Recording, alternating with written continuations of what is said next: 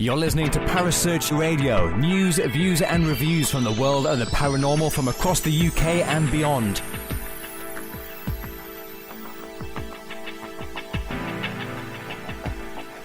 Find us on Facebook, Twitter and the World Wide Web. Parasearch UK Radio.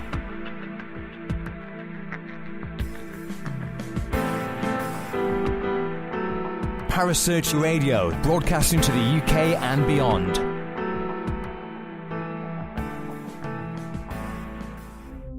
The views and opinions expressed by presenters and guests are their own and do not necessarily reflect the official policy or position of Parasearch Radio or its affiliates and sponsors. Listener discretion is advised.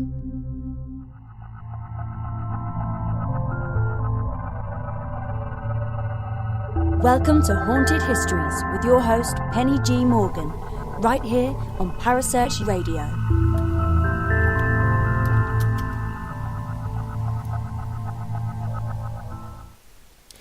It's Wednesday.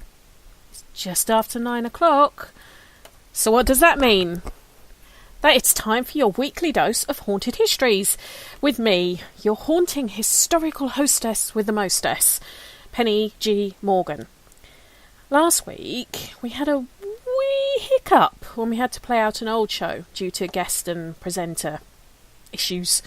But our benevolent Parasearch leader, Ms. Kerry Greenaway, chose our Mary King's Close episode. So if that was your first time listening to it, I do hope you enjoyed it. If it wasn't, and you're thinking Haunted Histories is turning into the BBC at Christmas with nothing but repeats, fear not! For tonight is a brand new spanking show for you. And although the subject matter, again, was actually requested by, yes, Kerry, she who is all-powerful, the Greenaway bird. But I hope you all enjoy it. Who was listening to Sean and his supernatural chat show a minute ago? Well, you'd have heard Viv, the gorgeous Viv, be quite complimentary about me. So anyone who wants to vote for me as a presenter, or whatever the categories are in Paraforce, the check's in the post. But do, if you can go to the Paraforce conference, do go along. It's a shame I won't be able to be there this year because it clashes with my eldest son's birthday and I don't think he'd really appreciate it, but I will be there in spirit for you all. So, where are we tonight? Well, we're off California dreaming and the Winchester Mansion. And I have an absolutely storming guest for you coming on a bit later. None other than Mr. Dalen Spratt of Ghost Brothers fame. That's who! Ghost Brothers in the... That's really bad, isn't it? I really shouldn't have tried that. But who loves you? Who loves you, you lovely people? Who begs and pleads for these guests to come on and chat about their experiences? I do have to say thank you to the absolutely gorgeous Tammy Guyamavi for her part in organising this interview. And if you want to thank Tammy personally, she'll be my guest in... Hi Christina, hi Rich. Tammy will be my guest in March on the show about the tunnels of Prague. Definitely not one to be missed. Well, then again, none of my shows are to be missed, are they? I'm not going to say miss that one, it's not so good. They're all awesome, and my guests are all awesome. But Tammy, if you remember, was one of my guests when we did the show on the Aman house in LA, the property that was built on the site of the horrendous Manson family murders. Well, one of the reasons, apart from she who is all-powerful asked me to, was that we put the Winchester house in, at this point, was the release of the Helen Mirren film, Winchester, the house that ghosts built. Hi. Sorry, I can't see it from here. I need to put my glasses on, really. Kyla? Is that right? Hi, Kyla. Thanks for tuning in. Anyway, the house that ghosts built, Winchester. I'm going to babble on and we're not going to have time for Dalen's session. That wouldn't be good enough, would it? I haven't seen this film yet. With two small kids, the opportunity to get out to the actual cinema is actually quite rare. So I probably won't see it until I can download it and watch it at home. But if anyone has seen it, do give it a review for us. Let me know what you think. I'd be really interested to hear your thoughts and see if it's actually worth me getting a babysitter to go and see her, whether I'm just better off having another Netflix binge one night when I'm not working or researching for a show. So, who was Sarah Winchester? What was her reason for building such a strange property? And did she really think she was being pursued by the vengeful spirits who had died at the hands, or the triggers, shall we say, of her husband's gun company? Well, Sarah Lockwood Winchester, née Pardee, was actually an American heiress, born around 1840. There's no actual clear date. They think it's anything between 1835 to about 1845. And she inherited a heck of a lot of money, quite a large wealth, on the death of her husband, gun manufacturer William Winchester. Just her inheritance from his estate alone is reputed to have been worth around $500 million in today's money. And that's not including her 50% shareholder in the company Winchester Repeating Arms. And it made her one of the richest women, not just in America, but in the world at the time. Now, Sarah wasn't some bimbo wife. She's reported to have been very, very well educated, and also a child prodigy, as she is documented as being fluent in Latin, French, Spanish and Italian by the age of 12. As she got older, she attended the female-only college at Yale and was heavily exposed to all things Freemason. Not only that, she was classmates with two daughters of one Reverend Dr. Leonard Woolsey Bacon. Now, whilst Sarah and the Bacon girls were actually attending the school, Dr. Bacon's sister, Delia, also a New Haven resident, attracted considerable fame and attention for writing her famous document, I suppose, that Sir Francis Bacon, with the aid of possibly a circle of the finest literary minds of the Elizabethan Jacobean age, was the actual author, editor, and publisher of the original works of Shakespeare. Her work was sponsored by an author called Nathaniel Hawthorne and was later supported by the likes of Ralph Waldo Emerson and Mark Twain. In addition to her writing, Delia Bacon gave numerous public lectures to the citizens of New Haven. Thus, New Haven, Connecticut was the actual birthplace of the Bacon is Shakespeare doctrine. Hi, Kerry. Did you hear me calling you she is all-powerful? Did you like that? Ha! I only do as I told occasionally. It's not going to happen every time. Anyway, given Sarah's direct exposure to this Baconian doctrine, along with her passion for Shakespeare and his works, it was inevitable that she was drawn, almost with an irresistible force, to this new theorem. Moreover, the Baconian Masonic preoccupation with secret encryption techniques using numbered cipher systems most certainly influenced young Sarah's worldview. This very strange and somewhat unique backdrop to Sarah's early development played a crucial role, which in essence defined what would become her life's work, i.e. the Winchester House. As you read on about Sarah's life, and to be fair, Sarah is actually quite secretive. There's not actually that much information about her. She really did keep herself to herself.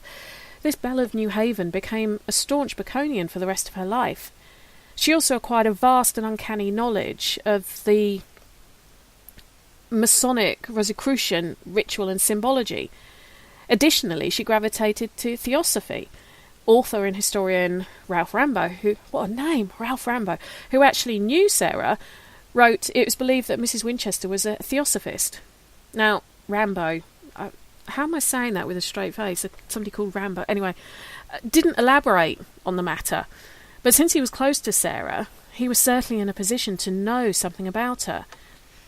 And it should be noted that the research I've done, that most Rosicrucians are actually theosophists. What is theosophy? It's not just me pronouncing something wrong.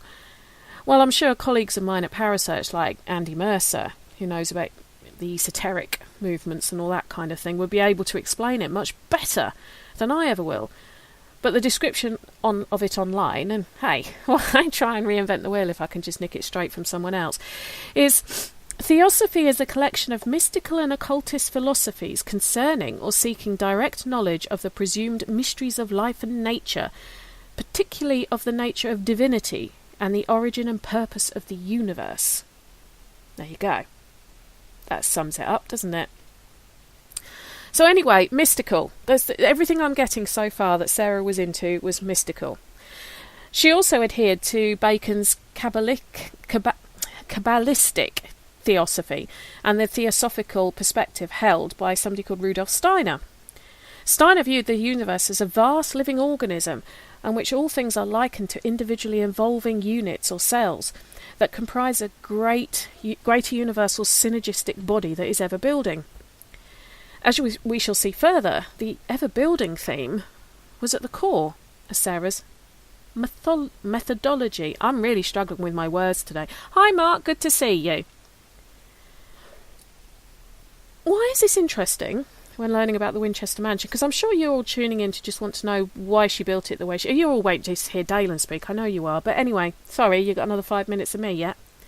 What possible relevance does this research and this sort of snapshot on the different theologies or whatever that Sarah Winchester followed, what possible relevance does this have to a woman who seemed to be constantly building and putting doorways in where there was nowhere to go and staircases that disappeared into ceilings? Keep listening. All will be revealed.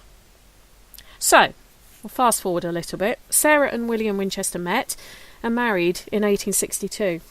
4 years later, they had a daughter called Annie, but tragedy struck. Annie was born with a condition known as marasmus. I'm very well, thank you, Mark. Glad to see you in the chat room. And marasmus is a severe form of malnutrition that causes the body to be unable to absorb proteins. So poor Sarah had to watch her newborn daughter basically starve to death. And she died a mere 6 weeks after she was born. Oh, awful. Tragedy was to strike again 19 years later in 1881 when her husband William died of tuberculosis. He was only 43. The rumour is that after William's death, the understandably distraught widow Winchester sought help from a famous Boston medium by the name of Adam Coons. He is meant to have told her that she was cursed by the spirits of those killed by Winchester rifles, and they wanted her to move to California and build them a house, and that it was due to these vengeful spirits that she had lost both her child and her husband. Moreover, if she did not do this and build this property for them, they would take her too.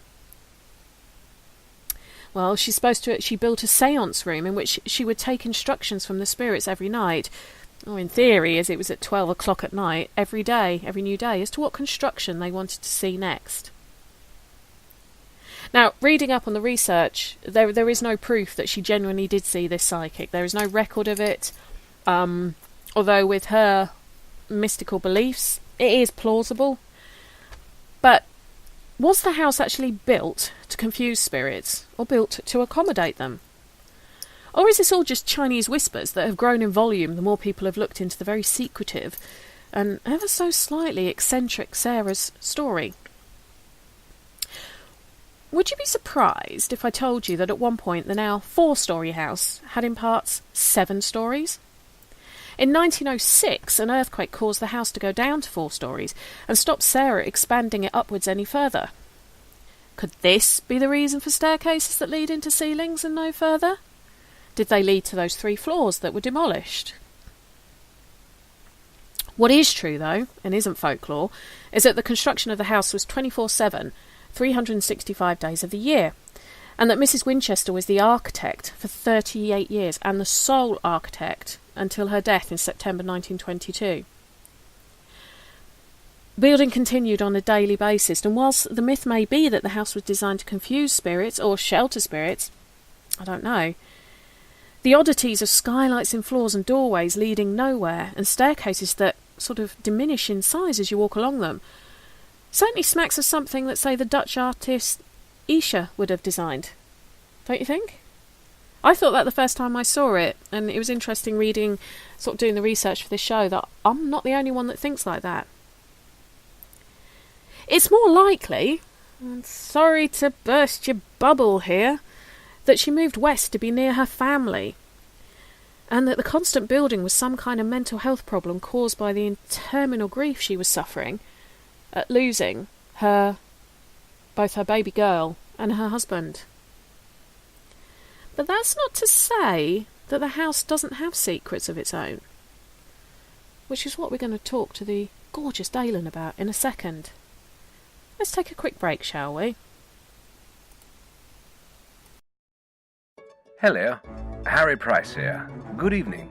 If there's nothing myself and everybody else enjoy here on the other side more is the sit back and relax and listen to Parasearch Radio with its paranormal news, views and reviews from across the UK and beyond. Make sure to find out more about them on Facebook, Twitter and the World Wide Web, whatever they are, to keep up to date with all their broadcasts throughout the week. And I hope you enjoy them as much as we do over here. Hello? Is anybody there? Okay, and now I am very excited to say that we're joined by the lovely Dalen of Ghost Brothers, who's speaking to us all the way from Texas, and he's poorly. So everyone send him get well wishes, because he's got that horrible flu bug that we've all had. But, you know, dedication to the cause. He's answered his Skype call, and he's chatting to us now. Hi, Dalen. Hey, y'all. Thank you, guys. Thank you for all the well wishes to come. I appreciate it. They're on their way. I promise you. I'm catching them. Now, Dalen was quite surprised when I told him that in the UK, Ghost Brothers is actually quite a popular show. So the other thing we've all got to do is send these positive vibes to get another series. Yes, guys, get us season 3.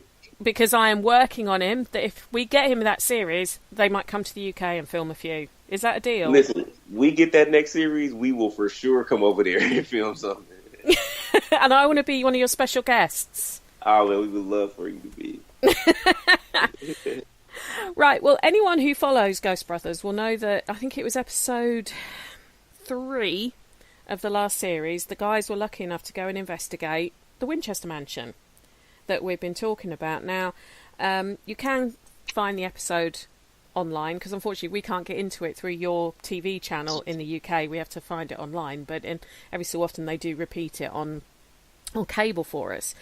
One of the interesting things was about these kind of shows that you guys like Ghost Brothers, Ghost Asylum, all that film, is that we only see 45 minutes of the footage. But you guys are normally there for, what, 3-4 days filming? Yeah, we're usually on a property for about 4 days filming. So, yeah, that's a lot of days to cut down to, like you said, to 44 minutes, 45 minutes. Yeah. So was there anything that you can remember happening that didn't make the cut that still really stuck with you? What happened in the Winchester house? A lot of different... Let me think. What is something that didn't make the cut of the episode? I think probably more of the little seance that we did. Right. I think they cut that kind of short. Yeah. Because, I mean, we got a little bit of response in the beginning, but towards the end, I just remember, like, he did something, the guy that was leading the seance, he asked a question or something, and I remember getting the response. It was like a very definitive response, thinking it, and he repeated it with his mouth. And it was like a lot of that going on towards the end of it, which made me start to be like, okay, maybe he is on to something in this place. Yeah.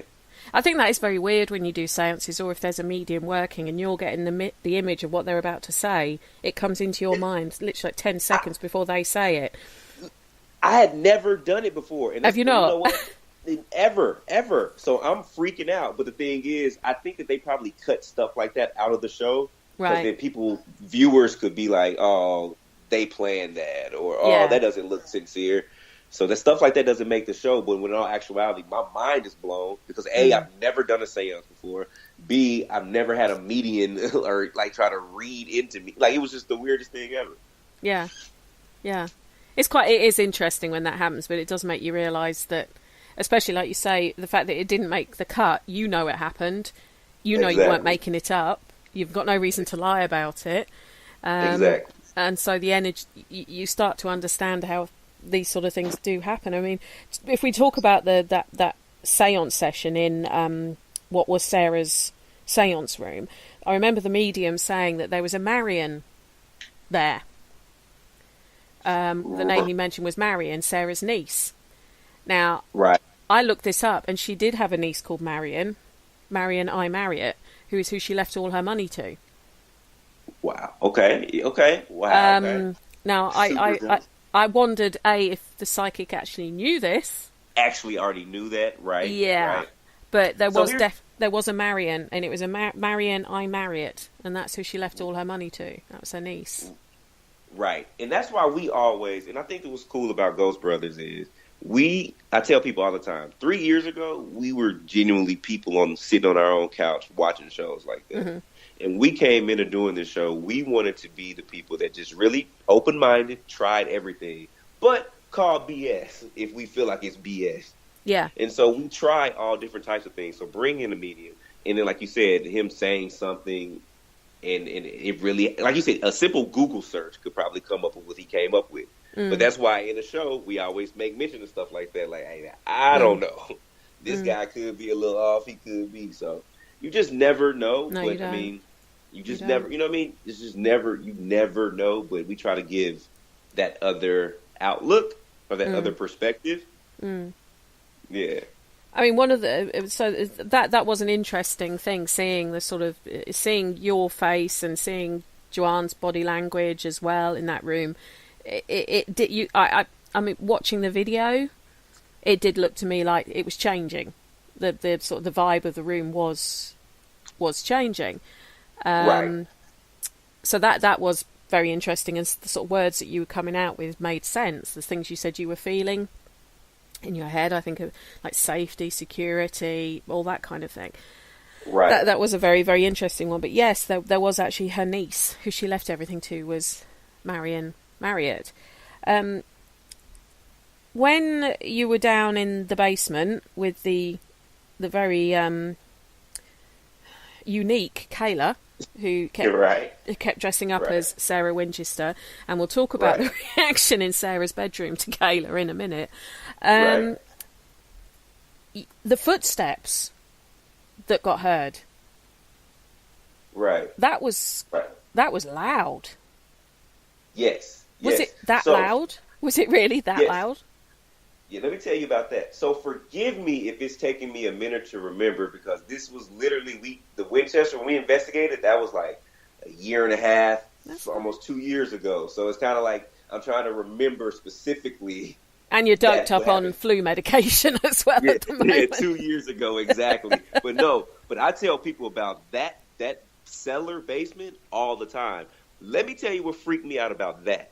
So that cellar basement area had one of those old cellar doors like you see in like the old horror movies, where you go outside, you open the cellar doors, and you walk down the stairs into the basement of the house. Mm-hmm. Like one of those old type double doors. Yeah. And to open and close them, you have to close, like, say, the left one first before you close the right side for it to close properly. Right. It was one of those type doors. So we opened it, and we went down into the cellar, and we're deep into the cellar basement. And that's where we're hearing those footsteps, like walking back and forth.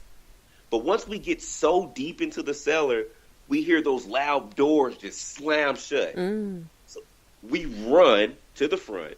And, of course, those two doors are slammed shut. No one else is on the property around that area. No one. And then that's when we pulled out the Ovilus and asked, is anyone here? And the word poltergeist came up. Like, there's no way you can even try to make that come together and work that way. Like, that Ovilus could have spit out anything. Like, anything. And that's what I try to tell people. Like, I don't have control over any of this stuff. And for these fluid sequence of events to happen like that, I don't see how you can not think that there's not something else out there. Yeah. I mean, the Ovilus is an interesting one. You've got people who love it, people who hate it, and people who are a bit sort of ambivalent towards it. I was actually having a chat with another investigator friend of mine who's actually Australian, Sarah Winchester, and she's done a very good blog on it. Explaining how many words there are, the probability of certain words coming up, and and all this. It's really interesting, but even she admits that every so often it's freaky how accurate it is. Right. Right. I mean, when I did this Highlands House I was mentioning to you before we started recording, we were getting some very, very direct answers to questions, and they didn't even need interpretation. They were answers. And in fact, we had Venus come up, and I'm with my friend going, why on earth would it say Venus? What's that got to do? And she went, look, and we are standing in front of a statue of Venus, as the word Venus came up on the obelisk. Wow, yeah. So things like that can happen. I have a theory on it. I think certain spirits and certain energies prefer certain tools to communicate with us. Some prefer the obelisk, some prefer REM pods, some prefer spirit boxes. They all have a different thing that they feel more comfortable using. Can I tell you? Can I tell you the day that I really believed in the obelisk? Go on. I'd love to hear. The day that I really believed in the obelisk, we were in Jamaica at the Rose Hall, right? So the whole story about the Rose Hall was, the lady, the white witch, she killed her couple of husbands, took over this plantation, sleeping with slaves, killing slaves. But she was like the boss on this plantation, the head woman in charge, the head. So we're filming, we're doing some interviews, and I have the obelisk out. So there's a woman that produces the show, Ghost Brothers. So she's like the highest woman on the show, right? Mm-hmm. So she's a producer. Her name is Faye. She never comes out when we film. She's in New York. She's a office lady producer for television. She never comes out to any of the places. She came out to Jamaica. Went to this one. It came out this one day. As she was in the place in the Rose Hall, I asked the obelisk. I was like, "What do you want? Who do you want to lead?" And the word Faye, Faye, came up on the obelisk, spelled the exact way that this woman's name is spelled. Like, it was the weirdest. Like, there's no way that obelisk could have just spit that out, spit this woman's name out. Yeah, it was crazy. Yeah, it was crazy. It was that at that moment I believed in the obelisk. Yeah, I definitely believe it's got a. I believe it, but I do also think that some spirits prefer using other things. Oh, exactly. Would you say the obelisk is your favourite piece of equipment, or have you got any? I enjoy the obelisk, but we use this SLS camera, the structured light sensor camera. Yep. Love it. We were playing around with it this past weekend in Kentucky. I think that's actually when I got sick in Kentucky. But that's one of my favorite pieces of equipment. An SLS camera. Okay. Well, see, mine's actually a spirit box. Yes. Okay. See, I've had some amazing experiences using a spirit box. So, are you familiar with I've heard it's called like the plasma box or some type of. Oh. Do you know what I'm talking about? I think I know what the one you're talking about. I can't think what it's. I've seen someone use it. I heard that I guess it's the same concept as a spirit box, but it takes out all that static, and it's just genuinely pulling from like wire or like satellite radio. I'm not sure what it does or how it works, but are you familiar with that or no? I've not used one. I've got a vague idea what it is you're talking about, but I've not seen any in the UK yet, shall we say? Okay, I've seen them used twice, and it is the freakiest thing ever because it's just like the spirit box, but it's just without all that static. So it's like these voices just come like through.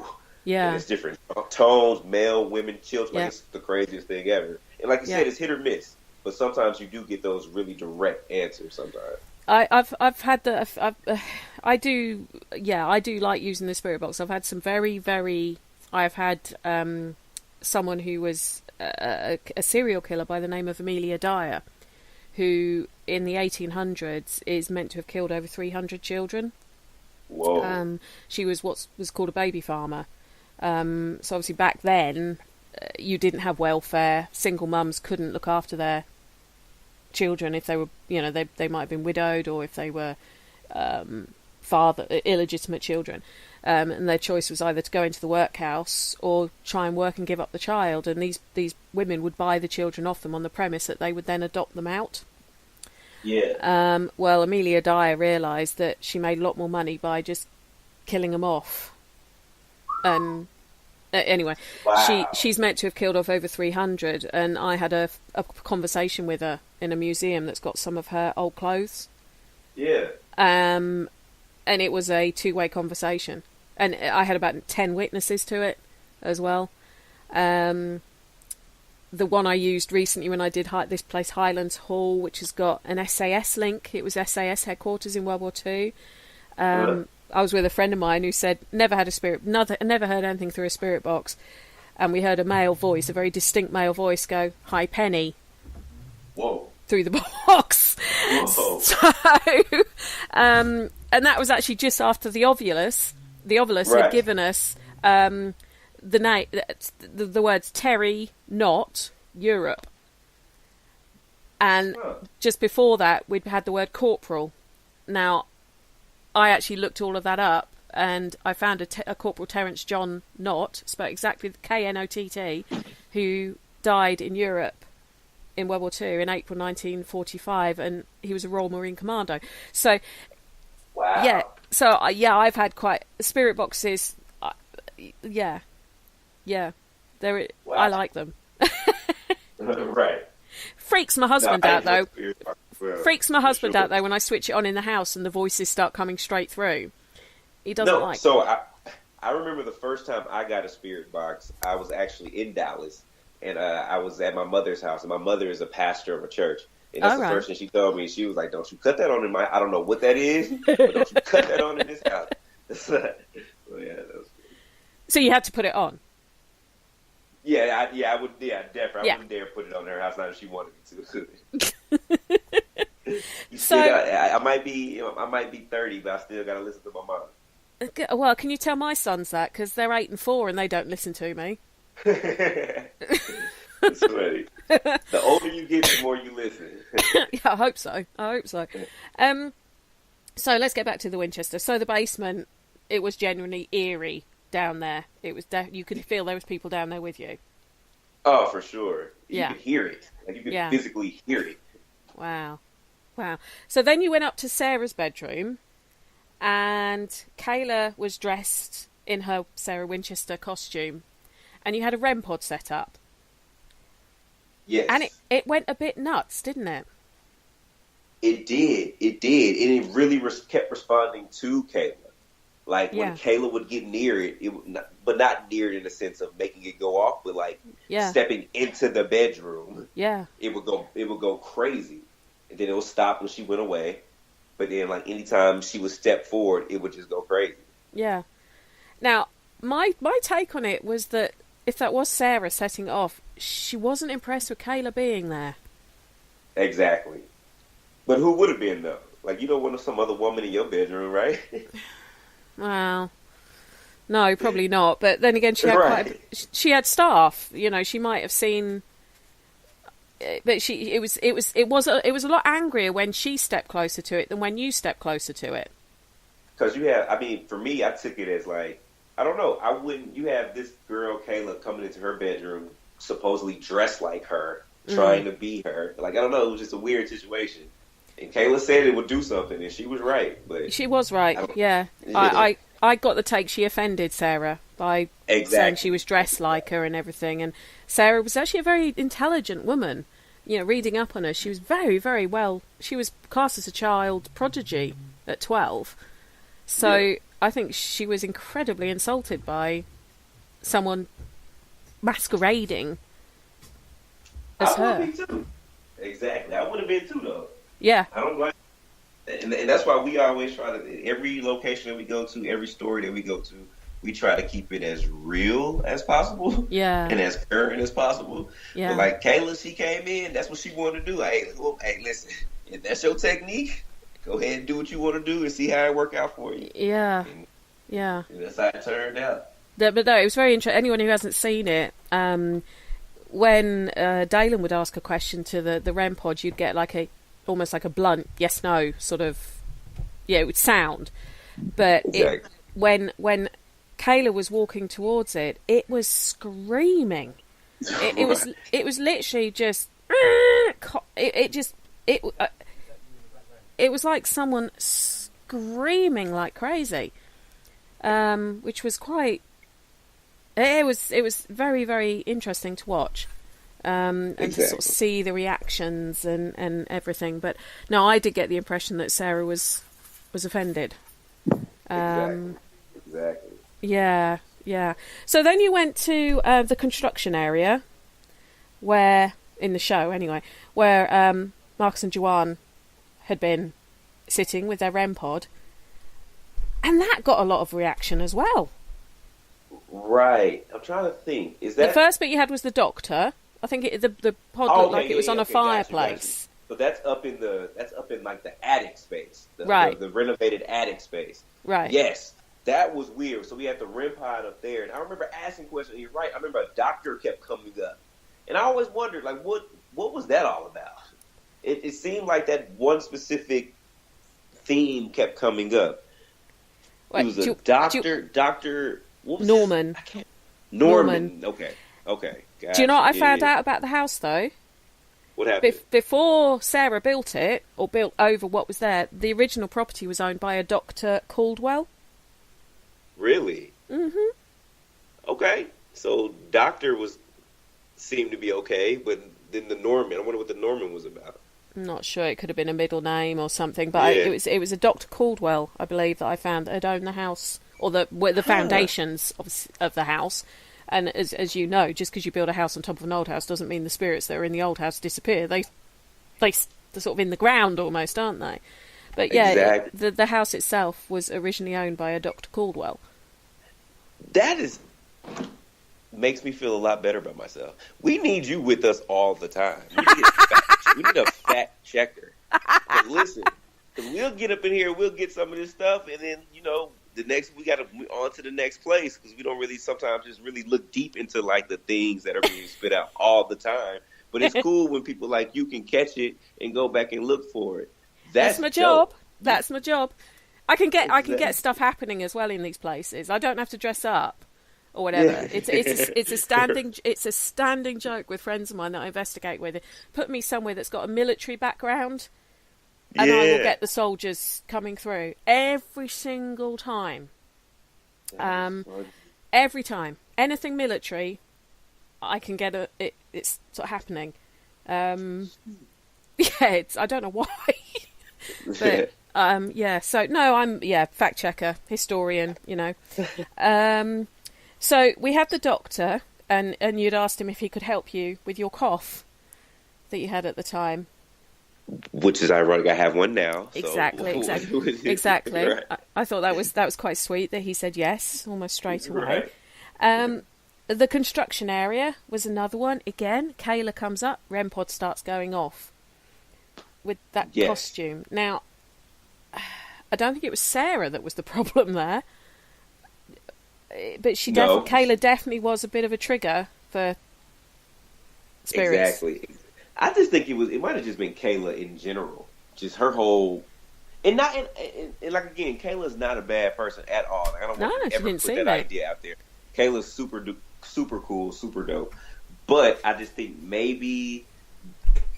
She did what she said she was gonna do. Like, that was her plan. Her plan was to dress up to stir up some activity. I don't know if she knew it was gonna stir up like that type of like, anger. Yeah. But she got the response that she was looking for she sure.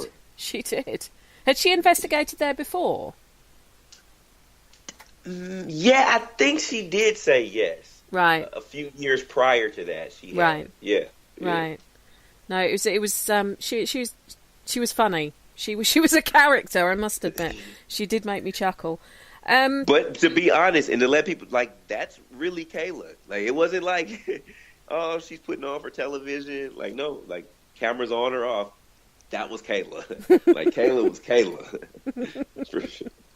So when you're finding these guests for your shows, Dalen, do they approach you, or do you have someone who goes around the area looking for people they think might fit in well? No, so that's what happens. They usually reach out to people that had some type of connection to either the area or that specific location. So like I think for like Kayla, she had investigated there before, and she had been there when she was a child, and had I think something happened to her there when she was a child in the Winchester house. Yeah, I think she said she was in the basement and she heard her name mentioned or something. Exactly. Say, Kayla, what a beautiful name, or something along like that, wasn't it? Okay. Exactly. So we try to reach out to people that's have some type of connection to it, used to work there, or anything, something like that. Yeah.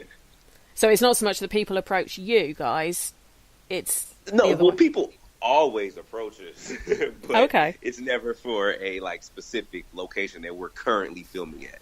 So when we set up, a week to film at a location, we already have people we look out for that do the research to people that, like I said, had an occurrence, worked around the place, or been connected to this place in some kind of way.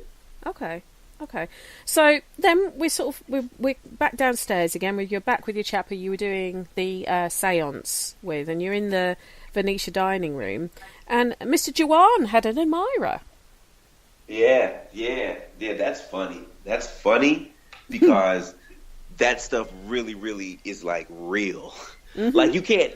It's so funny because if I wasn't there and somebody was trying to explain that to me, I would think that they were lying. I would call BS. And it's just funny, how these spirits how they react, how they answer some of these questions. Because you will sit up there and literally ask the question so is Jawan handsome? And the REM pod will go crazy. Okay, what about me? And it's quiet. He's like, okay, that's a fluke. But so you're telling me Jawan is handsome? And then they'll go crazy again. Are you serious? Are you serious? It's crazy. It's crazy. No, I know it's not, because I've had it happen to me. So thank you. At least I know I'm not the only one. Well, no, I was the one that the thing was going crazy for. oh, excuse me. Sorry. I'm feeling the boat by myself. Sorry. Although female spirits don't like me, though. Apparently I offend them. Oh, man. So women don't like me. But, no, mine was a military policeman in a secret underground nuclear bunker. Really? What happened?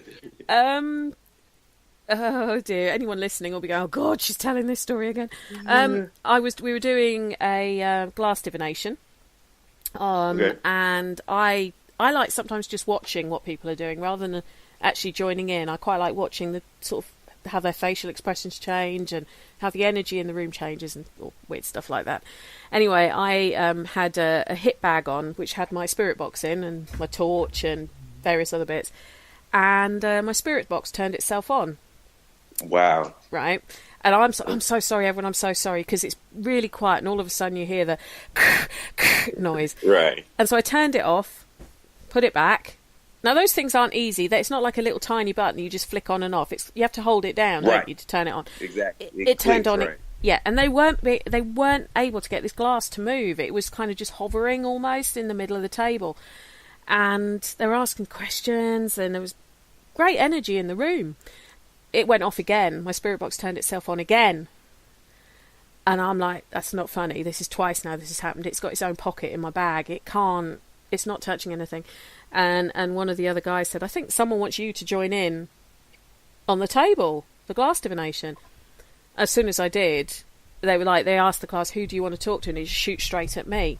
Wow. And it got even more sort of stronger than that, and in the end we were like, right, because it was one of those investigation tours, so we only had a certain amount of time and then we were going to get free time to do what we wanted.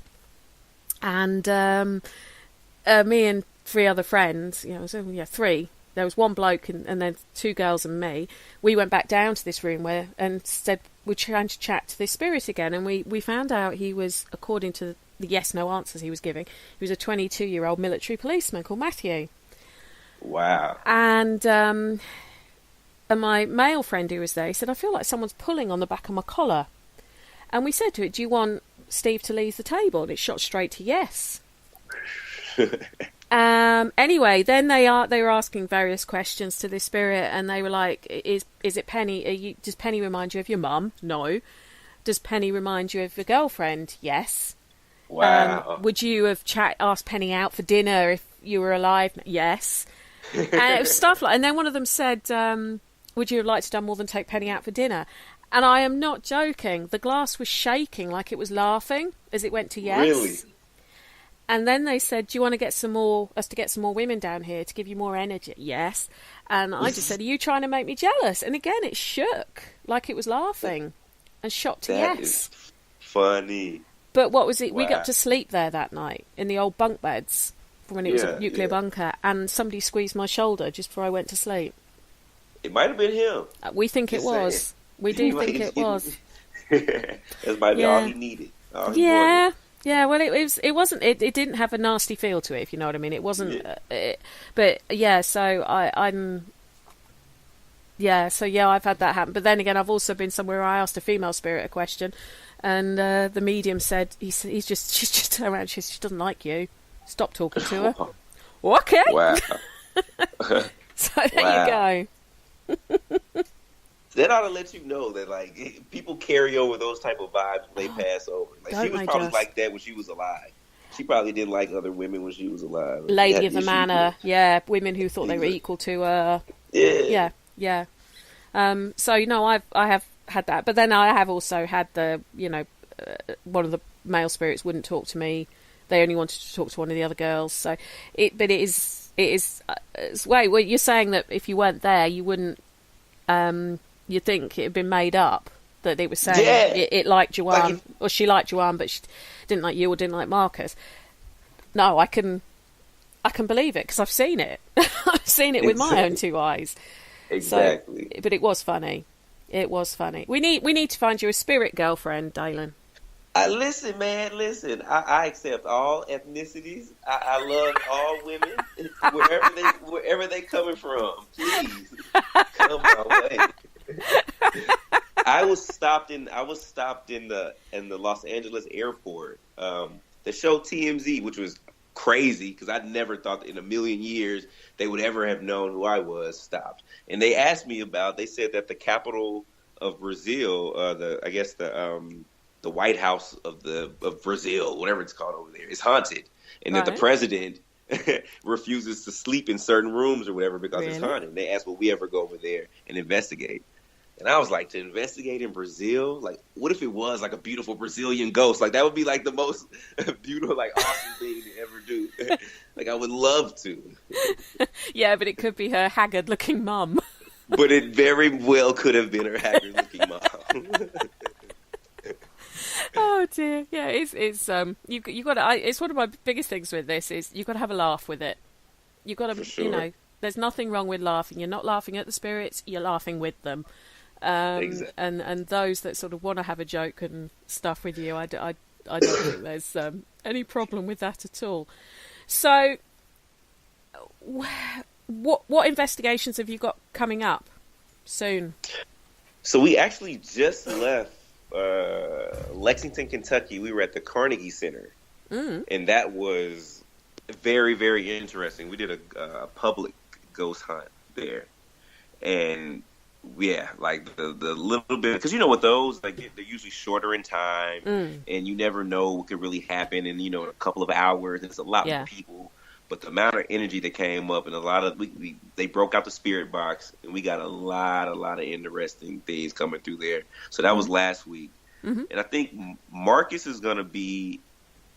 Where's Marcus showing? Marcus is going to be at the New Jersey Para Unity Expo. Right. Marcus is going to be at the, what is this called? The New Jersey Para Unity Expo. I think that's May 19th.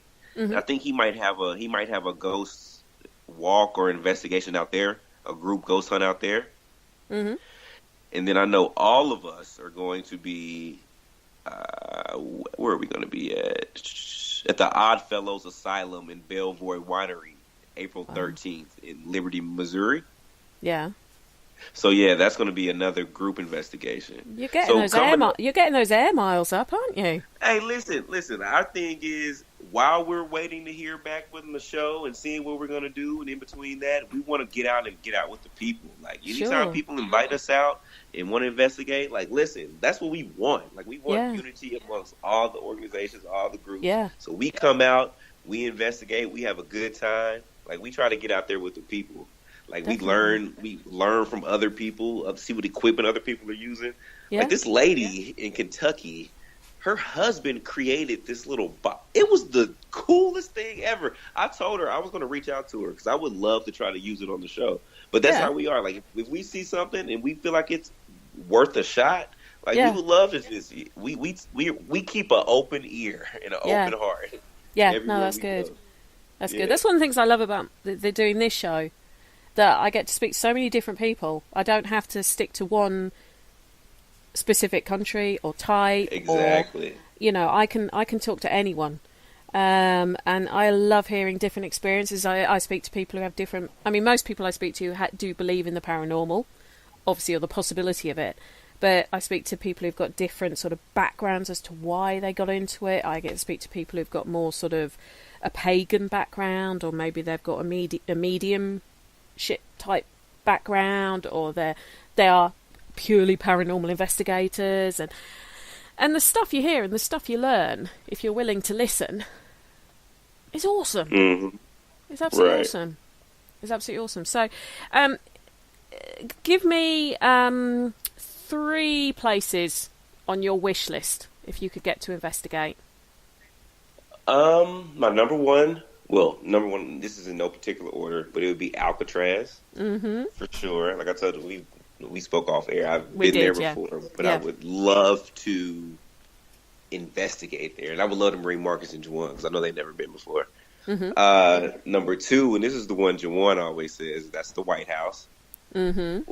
Well, excuse me. It used to be the White House. Like, I don't know if we could, how close we can get into there now with it. We used to try to want to get into the White House. That'd be a cool option. And thirdly, I don't know, where should we go over there? If you could give us one location on you guys' side of the water, that I would take you. Which one would it be? It's a place called Drakelow Tunnels. Okay, that sounds horrible. What is that about? What it was, it's a man-made underground tunnel system, and by tunnels we're not talking about little mining tunnels. We're talking about things that you could drive a lorry down. Really? And it was built in World War II as a shadow factory for the engines they were building for aircraft, because a lot of the main industrial centres for this sort of building in places like Coventry and stuff had been bombed. And they'd realised that they lost all their manufacturing because they had all the factories so closely grouped together. And so they started a programme of building these sites underground. This place never got used as a factory because by the time it was finished, they didn't need it anymore. It actually ended up being used for metallurgy research and that kind of thing. But there's something like 3 or 4 miles worth of tunnels, and it's got no electricity down there. It is pitch black, and it's weird. It's a weird but fascinating. The history of it. A lot of the original sort of radio systems from when it was in the 1940s. The old canteen's still there. There's an awful lot of original things still in it. When I was down there, I was with someone, and they on their digital recorder they got 40s music being played. Wow! Like it was coming through a tannoy. What's the name of this place again? Tell me the name again. Drakelow Tunnels. Drakelow Tunnels. Okay. I tell you what. I will. I did a show on it last year. I will send you the link to that show, and you can have a listen. Do. But this place, it's one that they do a lot of investigations down there now because they're trying to keep it open so that it can be a kind of a quasi-museum. But it's the best way to make money for them is to rent it out to these groups. And I do know they do overnight stays there now. And I do know someone who she stayed there overnight, and her friend woke up to hear something being dragged past sort of where these fake walls are that have been put up for the beds. And when they went out there was no one there. But they heard it like someone was being dragged past the end, and various other things. Yeah. That's probably one I would... there's loads of places. There's so many places I want to investigate, but that one is one that I'd take because of the history side of it as well. Cool. But we've got all the castles here you can go to, and there's so much. But Drakelow Tunnels would probably be one of my top ones I'd take. Well, I'm gonna take your word for it. I'm gonna put that on my list. Then. Right, when you get the Low show Tunnels. on that one, I will take you to Drake Low Tunnels. For sure. There you go. You can be our guest investigator with. Oh this yeah, episode. without a doubt. No, I liked it there. It is quite. We got an EVP of 40s music being played. I also got. My friend and I could see something. We had a laser grid set up, and we could see the lights being blacked out. And so we went over there, and I got the temperature to drop on command. And also, I had my torch hanging out, and I saw what looked like cigarette smoke coming. You know how cigarette smoke kind of curls, doesn't it?